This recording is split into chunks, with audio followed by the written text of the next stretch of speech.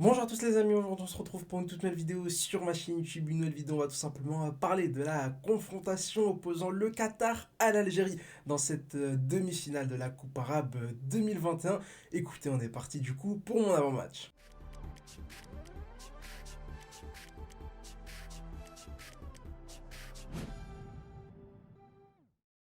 On est parti du coup aujourd'hui tout simplement pour parler de cette demi-finale de Coupe Arabe 2021 opposant à l'Algérie au Qatar. Il y a évidemment énormément de choses à dire sur ce match-là. Avant le match, on laissera évidemment les acteurs parler sur le terrain, puis nous on reviendra après le match pour encore parler tout simplement de cette demi-finale de Coupe Arabe 2021. Aujourd'hui, on va tout simplement revenir un peu sur le match opposant le Maroc à l'Algérie.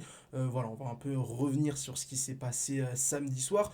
Je vais évidemment vous donner ma composition idéale pour cette demi-finale concernant la sélection algérienne. Et puis après, on fera un gros zoom sur la sélection qatari. Forcément, c'est une sélection qui est plutôt méconnue du grand public, hein. Je vais tout simplement apporter quelques précisions sur cette équipe. Et puis évidemment, en fin de match, je vais tout simplement vous donner les grandes clés de ce match. Et puis surtout, mon pronostic. On est parti du coup pour parler un peu, revenir un peu sur ce match opposant l'Algérie au Maroc. C'est le quart de finale assez exceptionnel en termes d'intensité, assez exceptionnel en termes d'ambiance, assez exceptionnel en termes de pression. Moi, en tout cas, j'avais énormément de pression par rapport à ce match-là. J'ai vraiment pris voilà, beaucoup de plaisir, clairement. Alors évidemment que le dénouement final, évidemment que cet arrêt de Raïs Mboli au penalty m'a un peu soulagé, m'a aidé d'apprécier encore plus cette rencontre. Mais il faut le dire, on a eu vraiment un très très beau match de football entre deux pays extrêmement proches. L'Algérie qui se qualifie en grande partie aussi grâce à ce but de Youssef Belaïli. Comment ne pas revenir sur ce golasso de Youssef Belaïli? Comment ne pas revenir sur ce coup de génie de Youssef Belaïli? Youssef Belaïli qui fait pas un grand match, tout le monde est d'accord pour le dire, mais justement il a encore prouvé samedi soir que c'était tout simplement un très très très grand joueur. Évidemment que beaucoup de personnes m'ont dit oui mais c'est regrettable de ne pas le voir dans un grand club, c'est regrettable de ne pas le voir en Europe. Mais écoutez, moi en tant que supporter de la sélection algérienne, évidemment que j'ai quelques regrets. Youssef Belaïli doit jouer la Ligue des Champions, Youssef Belaïli doit jouer en Première Ligue, Youssef Belaïli doit jouer en Liga, doit jouer en Ligue 1, doit jouer en Bundesliga, doit jouer dans un grand championnat. Mais écoutez, tant qu'il est bon avec la sélection, c'est le principal. Depuis 2019, c'est un indiscutable. Depuis 2019, c'est l'un, si ce n'est peut-être le meilleur joueur de la sélection algérienne. Et c'est pour moi tout simplement l'un, si ce n'est peut-être le meilleur joueur africain du moment. On va revenir un peu sur ce qui s'est passé collectivement dans cette rencontre du côté algérien. Forcément, on va parler un peu, on va critiquer un peu les hommes de Majid Bouguerra en commençant tout simplement par les coups de pied arrêtés. La sélection algérienne qui prend deux buts sur coups de pied arrêtés, deux buts assez identiques au niveau de la position sur le terrain. C'est quand même terrible hein, d'être aussi fébrile sur coups de pied arrêtés. On l'avait déjà vu face à l'Égypte avec notamment ce penalty qui venait tout simplement d'un corner. On l'avait déjà vu aussi face au Liban avec une sélection algérienne qui avait quand même pas mal de mal dans le duel aérien. C'est vraiment dommage vraiment d'être autant en difficulté. Pourtant les gabarits sont présents. Alors évidemment que les Marocains sont peut-être en moyenne un peu plus grands, mais voilà, les duels aériens c'est pas que des centimètres, c'est pas que de la détente, c'est aussi de l'envie, c'est aussi du marquage, c'est aussi tout simplement de la vigilance et aussi de l'expérience. Et malheureusement là, la sélection algérienne face au Maroc c'est tout simplement fait manger dans cet aspect du jeu. Et puis si tu sais que t'es pas bon sur coup de pied arrêté, va pas faire des fautes stupides à 20-30 mètres sur le côté qui vont tout simplement offrir d'excellentes situations aux Marocains. On l'a vu, les deux fautes qui amènent les deux buts, elles sont stupides, elles sont pas utiles. C'est des fautes où limite on a l'impression que les Marocains voulaient justement ce genre de coup franc.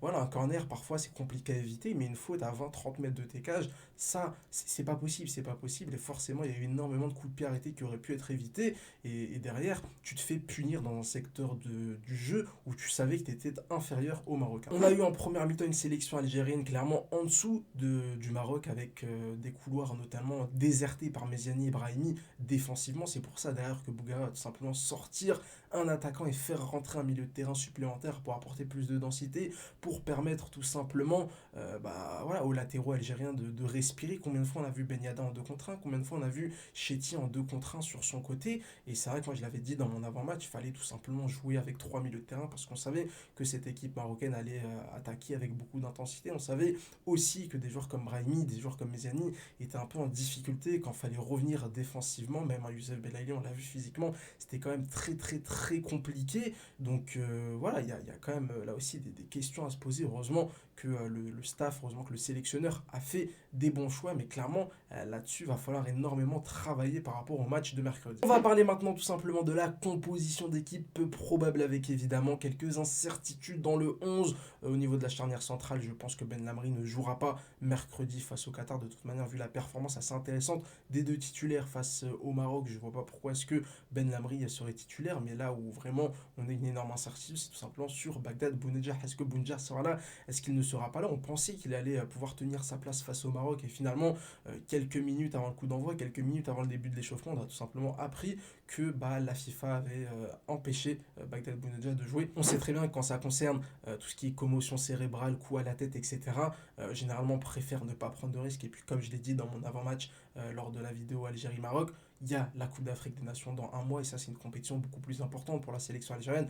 L'Algérie ne peut pas se permettre de ne pas avoir Bagdad Bounedjah au Cameroun dans quelques semaines. Donc on verra bien. Moi aujourd'hui je suis parti du principe où il sera là face au Qatar. Je suis parti du principe où il a pu se reposer, se remettre sur pied après cet énorme choc avec le gardien égyptien lors de la 3e journée des phases de poule de cette Coupe arabe. On est parti du coup avec un 4-2-3-1. Au niveau de mon 4-2-3-1, écoutez, il n'y aura pas de surprise. Voilà, il n'y aura pas de surprise. On prend les mêmes et on recommence notamment en défense. Mboli au cage, Bedran Touguay en défense centrale, Ben Yedda à droite, Chetty à gauche, Mezrig et Bendebka au milieu de terrain, Brahimi en 10, Belaïli à gauche, Meziani à droite, et évidemment Bagdad Bounedjah en pointe. Pas de surprise, voilà, c'est une équipe qui gagne. Je ne vois pas de toute manière quels seraient les changements probables que Bougara pourrait faire défensivement. Pour moi, voilà, je ne connais pas vraiment le niveau des remplaçants au poste de latéraux, mais je ne vois pas pourquoi est-ce qu'il y aurait des changements. Pareil, dans la charnière centrale, là pour moi c'est complètement indiscutable. Là, la seule petite interrogation, ce serait ce poste d'ailier droit. Mezzani qui n'a pas été hyper convaincant face au Maroc, malgré quelques séquences intéressantes. Mais qui est-ce que tu fais jouer à droite? Soudani, pour moi, part de trop loin. Sa deuxième mi-temps face à l'Égypte était catastrophique. Et il n'est même pas entré en cours de jeu face au Maroc. Ça prouve bien que Bougara lui fait absolument plus confiance. Donc je pars tout simplement avec ce 4-2-3-1. On va parler maintenant de la sélection qatari. Alors je vais tout simplement vous proposer un gros zoom sur cette sélection en parlant d'abord de l'entraîneur. Derrière, on parlera évidemment de l'équipe, et puis on fera un petit focus sur 3 joueurs que j'ai tout simplement sélectionnés dans ce groupe qatari. On va donc parler dans un premier temps de Félix Sanchez-Bass, le sélectionneur du Qatar depuis juillet 2017. Alors comment est-ce qu'il s'est retrouvé sélectionneur du Qatar? C'est vrai que c'est un parcours assez atypique, assez intéressant, où il a tout simplement gravi les échelons petit à petit dans le football qatari. Alors c'est vrai que Félix Sanchez-Bass travaillait d'abord du côté du FC Barcelone en tant qu'entraîneur, en tant qu'éducateur du côté de la Masia. Il va tout simplement passer 10 années en tant qu'entraîneur éducateur du côté de la Masia. C'est en 2006 qu'il va atterrir du côté du Qatar. C'est vrai que j'avais lu quelques interviews en préparant cette vidéo, et ce qui avait motivé son choix en fait, c'était tout simplement déjà le projet ambitieux du Qatar, c'est-à-dire devenir une grande nation du football à son échelle évidemment, et puis surtout parce que du côté du FC Barcelone à cette époque-là, c'était plutôt bouché pour pouvoir devenir l'entraîneur, je ne vais pas dire de l'équipe première, mais au moins des catégories proches de l'équipe première. Donc il a tout simplement décidé de quitter l'Espagne, quitter la Catalogne pour l'Aspire Academy. L'Aspire Academy a tout simplement été fondée en 2004 pour pouvoir permettre de développer le sport auprès de la jeunesse qatari. La plupart des jeunes talents du Qatar, la plupart des joueurs sélectionnés aujourd'hui sont passés par l'Aspire Academy, ont été formés à l'Aspire Academy. C'est évidemment des infrastructures exceptionnelles, c'est évidemment des méthodes d'entraînement optimisées pour pouvoir développer au maximum leur talent. Et c'est aussi évidemment des entraîneurs extrêmement intéressants, comme on le voit avec Bass qui a du coup atterri au Qatar en 2006. Il va tout simplement gravir les échelons, comme je vous l'ai dit, du football qatari, entraîner d'abord l'Aspire Academy, puis ensuite il va aller du côté de l'équipe nationale, entraîner les U19, entraîner les U20, entraîner l'équipe olympique qatari, et puis en juillet 2017 il va tout simplement prendre les rênes de la sélection A et devenir du coup depuis 2017, depuis maintenant plus de 4 ans, l'entraîneur principal de la sélection du Qatar. Comme je vous l'ai dit, Bass fait vraiment partie du projet du Qatar depuis le début. C'est vrai que les Qataris au début ils l'ont tout simplement pris, voilà, pour son côté formateur, pour son côté éducateur. C'est quelqu'un qui avait énormément d'expérience du côté du FC Barcelone, mais c'est aussi son côté tacticien qui a plu tout simplement aux dirigeants qataris. C'est aussi pour ça qu'il s'est retrouvé à la tête du football qatari. C'est un excellent formateur, c'est quelqu'un qui tactiquement est quand même plutôt au point. On part du principe où évidemment, voilà, en tant qu'ex-membre de la Masia, ex-membre du FC Barcelone, il a quand même un background et un bagage tactique extrêmement intéressant, ce qui ne veut pas non plus dire qu'il faut s'attendre à un Pep Guardiola. Voilà, faut pas non plus faire l'amalgame, pas non plus tout confondre et pas non plus voilà, partir sur des préjugés comme ça. Mais en tout cas, c'est un entraîneur qui aime le football, c'est un entraîneur qui aime avoir le ballon, mais c'est aussi un entraîneur qui aime bien aussi s'adapter à l'adversaire, qui va pas non plus être focalisé sur une seule et unique idée de jeu. C'est pour ça que son équipe, selon les rencontres, va jouer d'une telle manière, mais aussi selon d'autres rencontres et d'autres adversaires, va jouer d'une autre manière. En 2019, le Qatar va tout simplement connaître son premier succès continental, son premier succès dans son histoire. Le Qatar va tout simplement remporter la Coupe d'Asie en s'imposant notamment 3 buts à 1 face au Japon en finale de cette Coupe d'Asie 2019. Coupe d'Asie 2019 qui a eu lieu chez le voisin, les Émirats Arabes Unis. Forcément, on connaît un peu la rivalité régionale, hein, avec notamment par exemple Manchester City, le Paris Saint-Germain, avec notamment les différents grands prix de Formule 1, etc., etc. Sportivement, il y a une vraie rivalité entre tous les pays du Golfe et forcément, voir le Qatar remporter cette Coupe d'Asie, cette première Coupe d'Asie dans son histoire, chez le voisin, chez les Émirats Arabes Unis. D'ailleurs, ils se sont affrontés et le Qatar s'était tout simplement imposé, hein. Je crois que si je ne me trompe pas, c'était en demi-finale. Le Qatar dans cette compétition va tout simplement être la meilleure équipe, sans aucun débat possible. Meilleure attaque, hein, largement meilleure attaque, meilleure défense, largement meilleure défense. Un succès historique pour le Qatar. Depuis 2017, avec Bass, le sélectionneur espagnol du Qatar, cette équipe progresse énormément, comme je vous l'ai dit, avec évidemment ce point d'orgue, cette Coupe d'Asie remportée. Au niveau de la tactique, au départ, on était plutôt sur un 4-3-3, voilà, c'était plutôt la composition préférentielle du tacticien espagnol, mais justement, depuis cette Coupe d'Asie, il a tout simplement changé son fusil d'épaule, passé en 5-3-2, 4-3-4, voilà, vous voyez ça un peu comme vous voulez, voilà, une défense plutôt à 5 défenseurs qui lui permet tout simplement de subir. Voilà, le Qatar, c'est une équipe qui subit beaucoup, qui n'a pas forcément énormément la possession, et justement, cette équipe du Qatar va beaucoup subir, défendre très très bas grâce à ce bloc extrêmement compact de 5 défenseurs pour pouvoir derrière exploser en attaque, exploser en contre-attaque grâce à des attaquants très mobiles, très très rapides. Le Qatar est tout simplement une équipe composée uniquement de joueurs évoluant du côté de la Qatar Stars League, hein, le championnat qatari. C'est vrai que c'est pas forcément hyper fréquent dans le football international qu'on ait tous les joueurs qui jouent dans le même championnat. Et bien c'est vrai que dans les pays du Golfe, ça arrive quand même assez fréquemment, avec quand même deux grands clubs majeurs, hein, du côté du Qatar, évidemment Al Saad qui rafle tout, notamment sous Xavi ces dernières saisons, mais aussi Al Doual qu'il ne faut pas sous-estimer. C'est une équipe du coup extrêmement bien rodée où tout le monde se connaît très très bien, et depuis 2019 le groupe a quand même assez peu changé quand on compare par exemple le 11 de départ lors de la finale de la Coupe d'Asie en 2019 et le 11 de départ lors du quart de finale face aux Émirats Arabes Unis il y a quelques jours en Coupe Arabe 2021.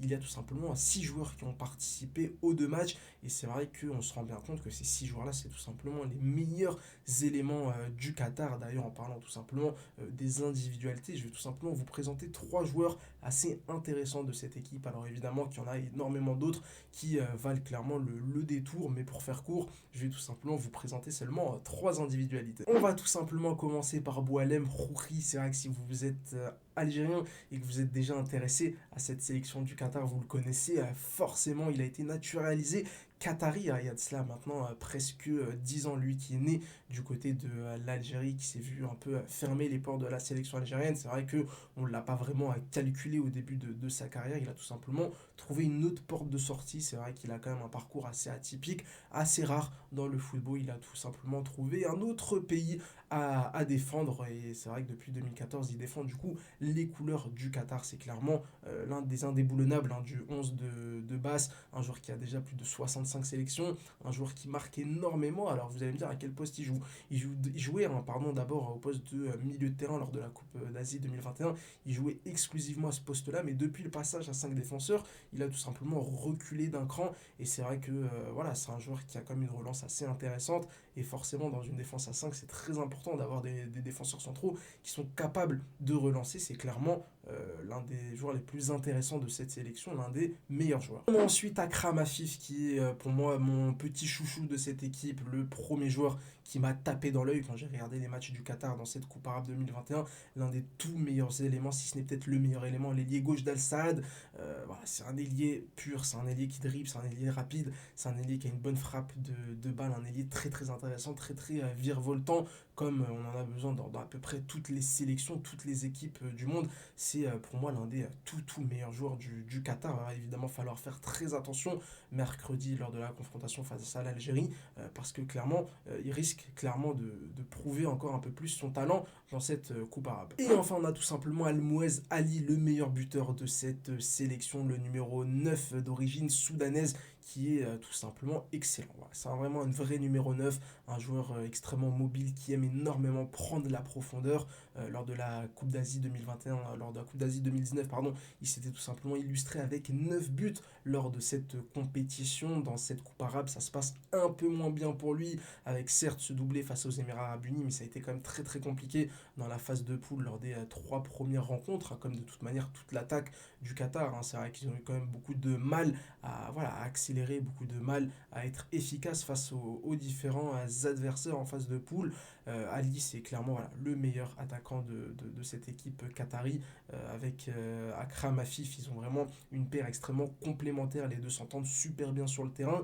Et c'est vrai que c'est deux piles électriques qui vont très très vite et aiment énormément prendre la profondeur. Le Qatar est au final une équipe extrêmement bien organisée, très solide défensivement. Alors c'est vrai que le niveau moyen, il n'est pas très très élevé, mais ça reste une très très bonne équipe de football, voilà, qui progresse. Hein. Le Qatar, depuis l'arrivée de base sur le banc, est passé en 2017 de la 79e place au classement FIFA à la 51e. Ça représente quand même une très très belle progression.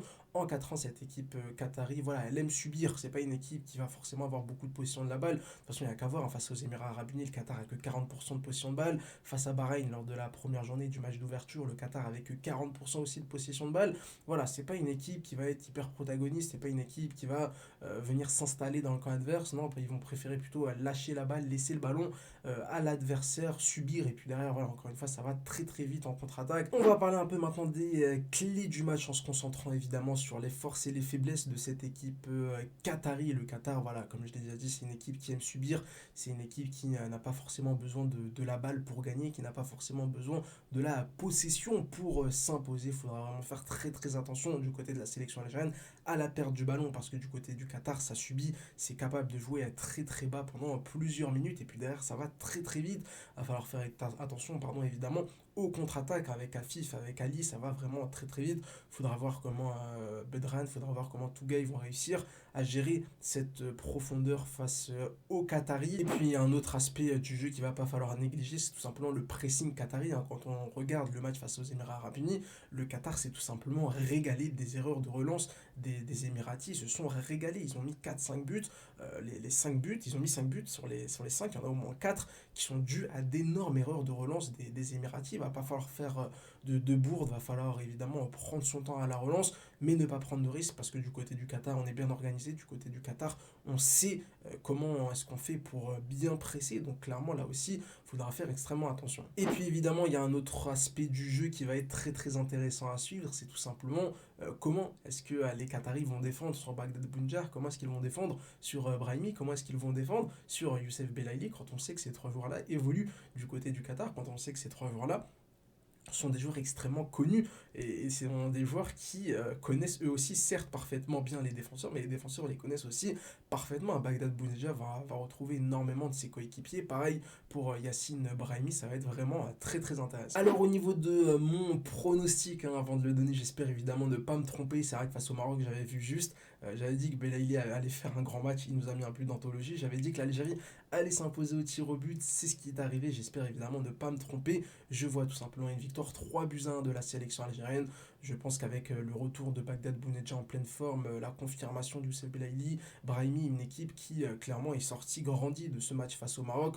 Je ne vois pas comment est-ce que la sélection algérienne pourrait évidemment se faire éliminer. Maintenant, tout est possible, mais je vois tout simplement une victoire 3-1. Maintenant, comme je vous l'ai dit, il faut faire attention à la profondeur, il faut faire attention au pressing du Qatar, et évidemment, il faudra clairement être efficace, parce que tu vas te retrouver face à une équipe qui joue très très bas. Il ne faudra pas perdre patience, prendre son temps et essayer tout simplement de trouver très très rapidement la faille dans une défense qui sera très très bien organisée. Voilà du coup pour ma vidéo sur ce match-là opposant à l'Algérie au Qatar. N'hésitez pas à me dire ce que vous en avez pensé, n'hésitez pas à me donner aussi votre avis sur cette sélection du Qatar, une équipe qui progresse énormément depuis une quinzaine d'années, un pays qui s'implique à fond dans le football, on l'a vu avec le Paris Saint-Germain, on le voit avec l'organisation de cette Coupe arabe, on le verra aussi l'année prochaine avec l'organisation de la Coupe du Monde, une équipe et un pays qui va évidemment tout faire pour remporter cette Coupe arabe 2021 à la maison. Si cette vidéo vous a plu, n'hésitez pas à mettre un like et à vous abonner pour ne pas louper les prochaines vidéos. Et n'hésitez pas à me suivre sur Twitter pour tranquillement parler football.